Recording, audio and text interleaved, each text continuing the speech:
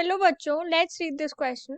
सो इस क्वेश्चन में हमसे पूछ रहे हैं कि हमें रीजन सजेस्ट करने हैं क्यों नेचुरल रेडियो एक्टिविटी में हीलियम न्यूक्लियाई ज़्यादा पाया जाता है और लिथियम या हाइड्रोजन न्यूक्लियाई कम पाया जाता है। तो इस क्वेश्चन को डिस्कस करने के लिए हम लेट्स सी कि इसमें रीजंस पॉसिबल क्या हो सकते हैं। रीजन या हम इसमें की कॉन्सेप्ट डिस्कस करते हैं कि क्यों हमें हीलियम न्यूक्लियाई ज़्यादा देखने को मिलता है। तो रीजन नंबर 1 ये है कि हीलियम जो है वो नेचुरल सिस्टम्स में जहाँ पे भी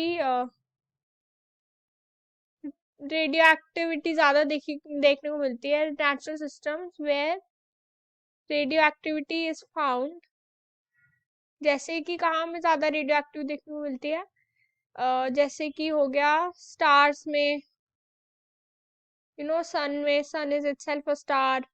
तो इसमें क्या होता है कि हाइड्रोजन जो होता है वो भी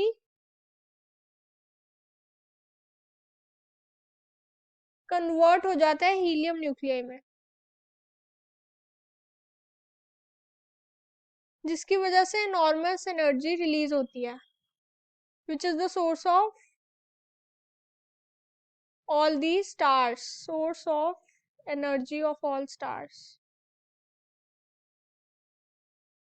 तो बेसिकली हीलियम नेचुरल सिस्टम्स में हमें बहुत ज्यादा मिलता है जहाँ पे रेडियो एक्टिविटी फाउंड होती है। तो इसको हम कह सकते हैं कि वेरी अबंडेंट, क्योंकि सारा हाइड्रोजन ही अल्टीमेटली हीलियम में चेंज होने को टेंड करता है, इसलिए बहुत ज्यादा अबंडेंट मिलता है। इसलिए हमें टिपिकली ज्यादातर हीलियम न्यूक्लियाई मिलते हैं और ना ही हाइड्रोजन या लिथियम।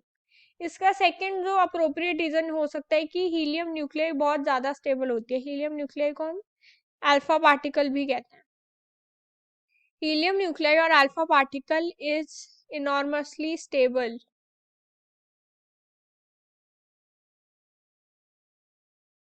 और अगर कंपेयर करें तो much much stable then, much more stable then hydrogen और लिथियम न्यूक्लियाई।